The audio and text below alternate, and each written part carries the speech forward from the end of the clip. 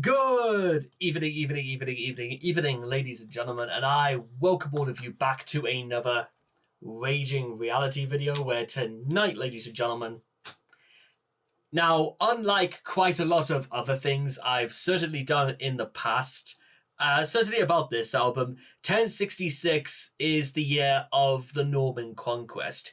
It was when William the Conqueror invaded England and took down who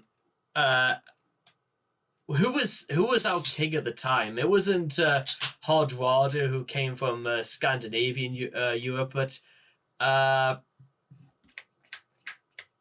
it was I friggin' like, here's the thing.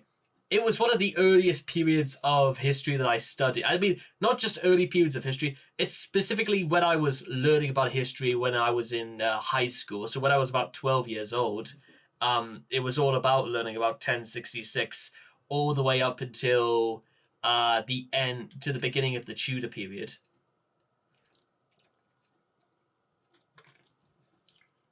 And even then, I didn't really even do that much about the Tudors. It was sort of a very intermittent period about the Tudors, and then it was more about the Stuarts and then the English Civil War.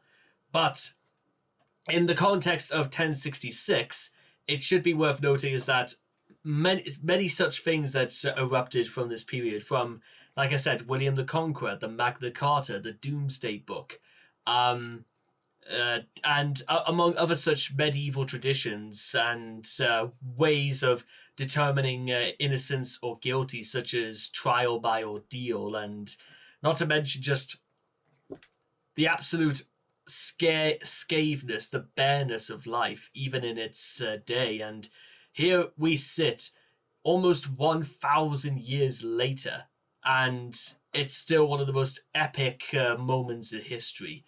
Because this was, 1066 was after Edward the Confessor, so after Harold and Alfred the Great.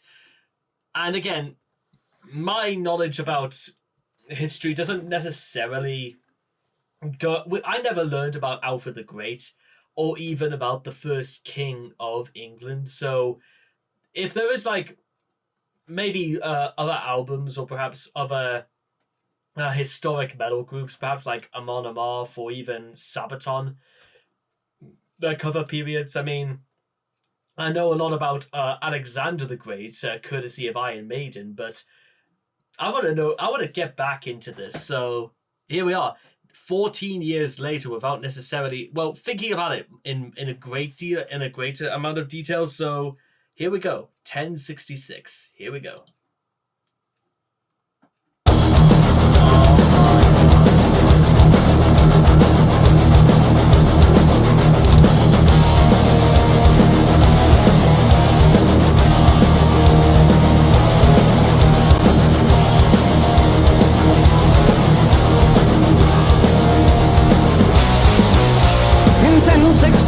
In the year of our Lord, the conqueror came with war, horse and sword. He landed in England on the Penzance shore. From the land of the Normans his bloodline restore. A warrior family, a duke and a lord, taken the throne through conflict and war. In the battle of Hastings, one side destroyed, a clash of the strongest to the victor that falls.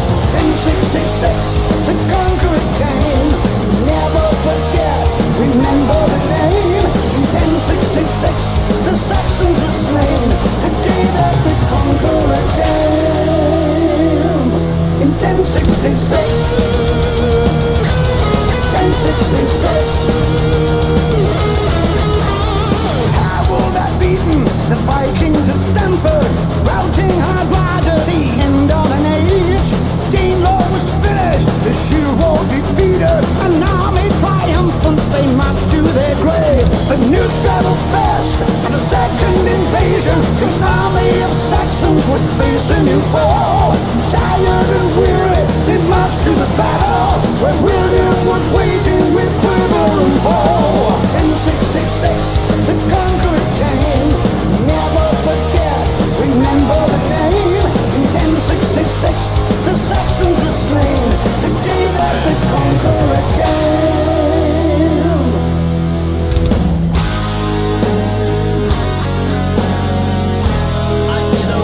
I was just going to first of all make the traditional comment saying that yes, absolutely, Saxon's comics are historically accurate. Absolutely. Yes, I know. I know Harold Hardrada got defeated at Stamford Bridge, but well, what would have been Stamford Bridge is not quite the same. But who was like a king of England at the time? It wasn't okay. So Edward the Confessor was his dad. So who was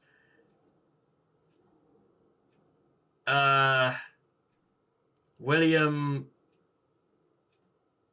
I'm sure we'll find out, but I was just gonna say, then they even decide to break it down. The only thing I suppose maybe I will have to maybe criticize this song somewhat is that if they made this pseudo like Alexander the Great, then I wouldn't even have an issue with it, because yes, Alexander the Great does, for its length, it's totally justified, but I suppose Saxon is more about the glory of fighting, of battle, almost akin to a lot of Manowar's material. So I suppose it is what you choose to make of it.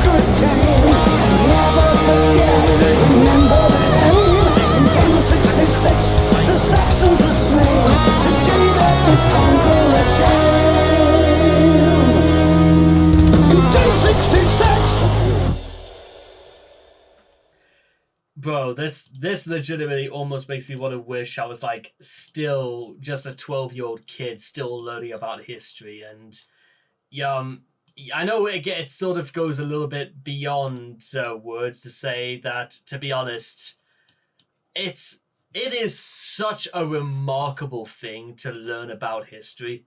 It really is. And it's an even more remarkable thing that there's so much to history to learn, and it doesn't have to start or stop at any particular period you're interested in. I mean, listen, I've probably mentioned this many times before, but my dad is a very big historian. Like, he absolutely, I suppose, like, especially a lot about early American history, a lot of from when the Mayflower first sat down, and the first Thanksgiving, and then of course through things like the American Revolution, the Civil War, the famous Boston Tea Party. But to be honest, my sort of thing, certainly all the way through school, has actually largely been about English history.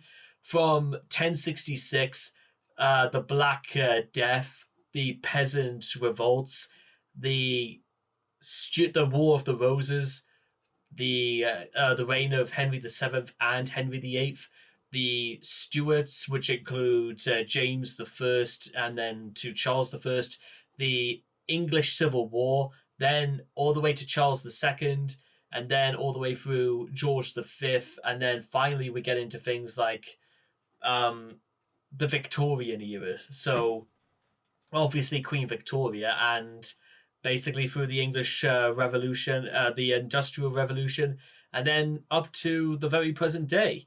So we've got like a very storied history, does the Brits, but then again, so does the rest of the world, and it's just as fascinating as anything else, eh? So bear that in mind, ladies and gentlemen, because remember where we've come from and where we are going.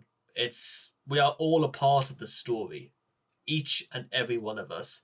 All the world is merely a stage, and we are merely players, performers, and portrayers. Take care, and bye-bye for now.